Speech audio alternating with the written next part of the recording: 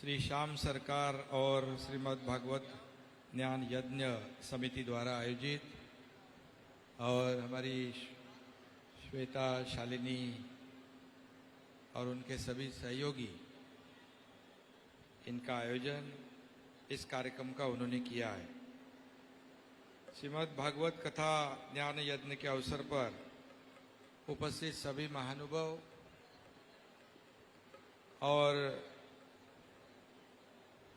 हमारे परम पूज्य देवकी नंदन ठाकुर जी का मैं इस महाराष्ट्र की धरती पर तहे दिल से स्वागत करता हूं।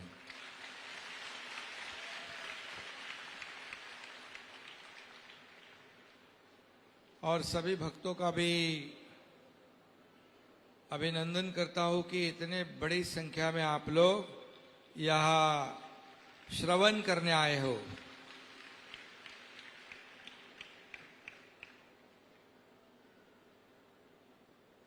यहाँ पर उपस्थित रहते हुए भी मुझे खुशी हो रही है, क्योंकि ये एक मेरे लिए, मैं समझता हूँ कि एक सौभाग्य की बात है। विश्व प्रसिद्ध कथा वाचक परम आदरणीय देवकी नंदन ठाकुर जी यहाँ पधारे हैं और उनके मुख से यह कथा ज्ञान को ग्रहण करने का अवसर और आनंद आपने लिया है। मैंने भी ग्रहण किया है अभी बैठे बैठे यहाँ पर। और आज सुबह, आज दिन भर कई संत महंत तो भी यहाँ पर आए थे। और मैं ये की कहूँगा कि जितने भी महानुभाव यहाँ पर आए हैं, मैं उनका महाराष्ट्र का मुख्यमंत्री के नाते मैं उनका सभी लोगों का स्वागत फिर एक बार करता हूँ।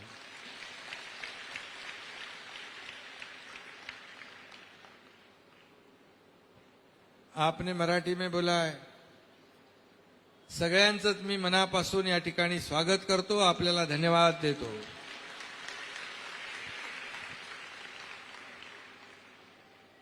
आपके मराठी के लिए भी मैं आपको धन्यवाद देता हूं।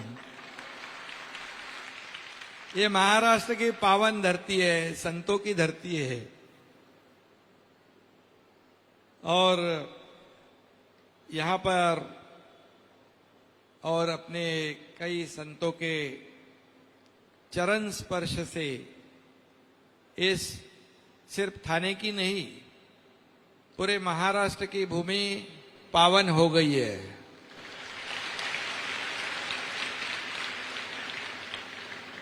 देवकी नंदन महाराज जी जो कार्य कर रहे हैं, उसके लिए हम उनके सभी लोग उनके सामने नतमस्तक है। वे श्रीमद् भागवत कथा, श्री राम कथा, देवी भागवत, शिव पुराण कथा, भगवत गीता इत्यादि पर प्रवचन देकर समाज को, समाज के विचारों को बदलने का काम कर रहे हैं। और इसीलिए मैं जो ये प्रयास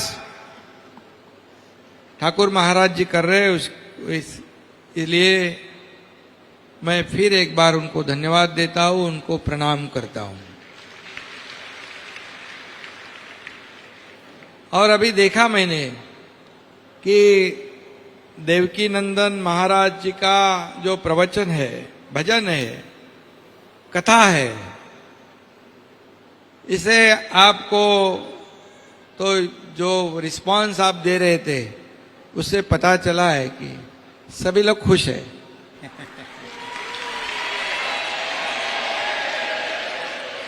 राधे राधे ना।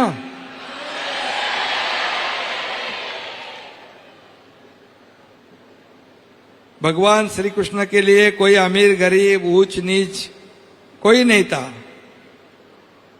सभी एक समान थे। और ये भागवत कथा का, इसके श्रवण से बढ़कर इस संसार में कोई ज्ञान मोक्ष का सरल साधन नहीं है, यही साधन है। सभी प्रकार की मनोकामना सिद्ध होती है और हर मनुष्य जीवन को सुकून भी मिलता है। आज देखो सब लोग भागदौड़ कर रहे हैं, अपने अपने कार्य में व्यस्त होते हैं, कोई अपना व्यापार करता है, कोई नौकरी करता है।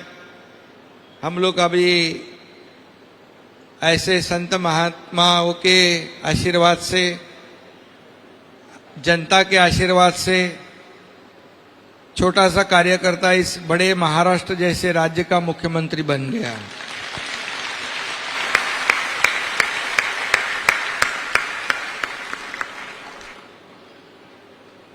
और हम लोग भी छोटा मोटा काम कर लेते हैं। अभी 3 महीना पहले तो बड़ा काम कर दिया। जी कौन सा काम? जी कौन से काम की चर्चा कर रहे हैं आप? आप कोई काम छोटा नहीं करते। पूरी दुनिया ने देख लिया है जैसा छोटे छोटे काम आप करते हैं।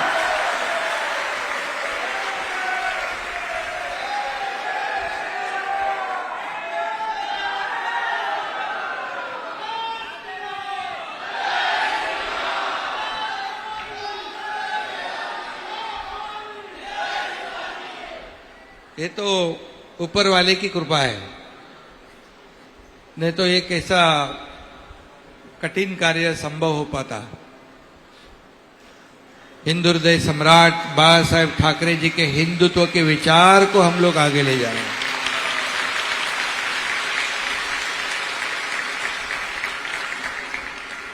और उनके विचार को कभी भी कोई सत्ता की लालच में या फायदे के लिए कभी भी उससे तड़जोड़ हम नहीं करेंगे, कॉम्प्रोमाइज भी नहीं करेंगे।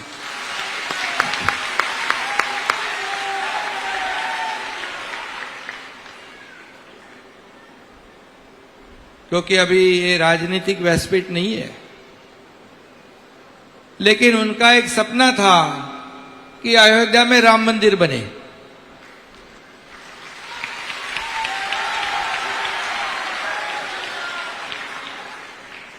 बाकी वृंदावन का भी नहीं बोल रहा हो आप।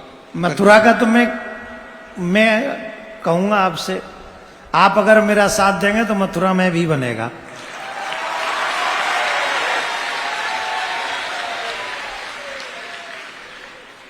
तो देखिए, और उनका एक वो देश के प्रति उनकी भावना जो थी, वो कभी भी देश के प्रति, राष्ट्र के प्रति, राष्ट्र भक्ति के प्रति कभी भी वो कोई समझौता नहीं करते थे। और उनका एक दूसरा एक सपना था जो हमारे देश का ही एक हिस्सा है, स्वर्ग है, जो कश्मीर 370 धारा हटानी चाहिए, ये भी उनका सपना था।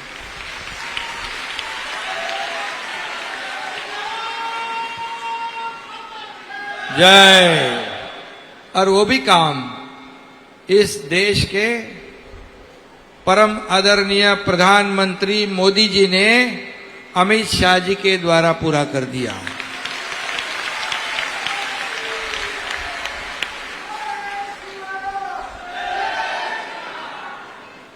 तो देखिए हम लोगों ने क्या गलत किया। किसने कहा? जो अभी कहते हैं उनको, आपको नहीं नहीं, अगर आप गलत करते तो हम यहां बुलाते ही नहीं आपको।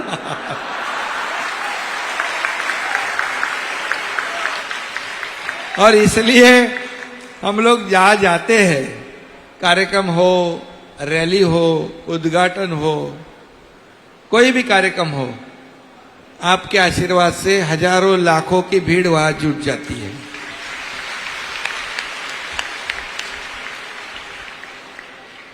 इसलिए जो मौका मिला है उसका पूरा पूरा उपयोग जो है इस सभी लोगों के उत्कर्ष के लिए हम लोग करेंगे, इस राज्य के प्रगति के लिए करेंगे और इस राज्य को आगे बढ़ाएंगे। ये राज्य आगे बढ़ता है तो देश आगे बढ़ता है। और इसके लिए आनंद दिघे साहब का भी आपने नाम लिया। धर्मवीर आनंद दिघे साहब भी थाने में रहते, लेकिन जब कुंभ मेला लगता था वहां पर, तभी सभी साधु संत में वो जाते और सभी लोग उनको पहचानते थे। बड़े बड़े संत महात्माएं उनके छोटे से कुटिया में आते थे। हम इसके भी साक्षीदार हैं। और इसलिए आज जहां यहाँ पर हमारे सबका जीवन जो है सभी फास्ट है, सभी लोग अपने अपने कारोबार में व्यस्त रहते हैं। कहीं अच्छा काम होता है, कहीं बुरा होता है, लेकिन इसको बैलेंस करने के लिए ये ऐसे कथा की आवश्यकता है, भागवत कथा की,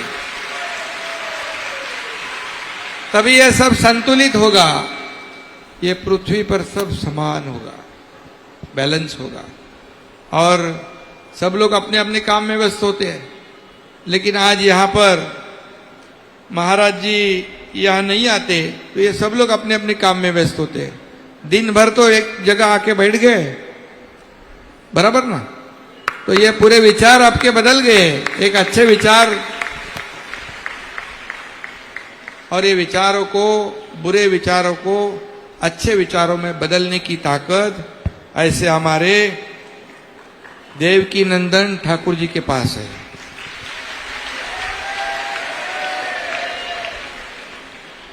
इतना ही मैं कहूंगा। ये कथा सुनने से मन का शुद्धिकरण होता है। प्रत्येक मनुष्य को भागवत की संपूर्ण कथा का श्रवण जरूर करना चाहिए। और व्यस्त दिन में तो थोड़ा सा समय निकालने की आवश्यकता है। भारतीय संस्कृति पूरी विश्व में श्रेष्ठ संस्कृति है हमारी। सनातन धर्म हमारा श्रेष्ठ है, और इसी के वजह से देखो अभी इससे भाईचारा, शिष्टाचार सब बढ़ेगा, अच्छे विचार आएंगे। और इसीलिए ये श्रीमद् भागवत कथा में अनेक पुराणों की कथा का सार छिपा है। और ये कथा पढ़ने सुनने से जीवन में सात्विक विचार आते हैं। सांसारिक जीवन में पाप कर्म नहीं करने का संदेश भी आपसे मिलता है।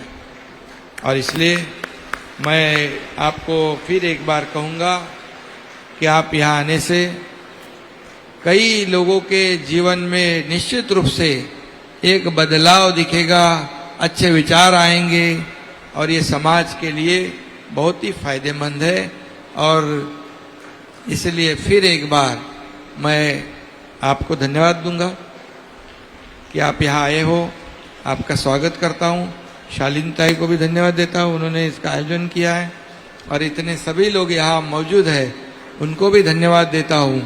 और मैं अपने वाणी को विराम देता हूँ। जय हिंद, जय महाराष्ट्र। बहुत बहुत धन्यवाद। एक बार जोरदार तालियों से माननीय मुख्यमंत्री जी का हम सभी धन्यवाद करें। और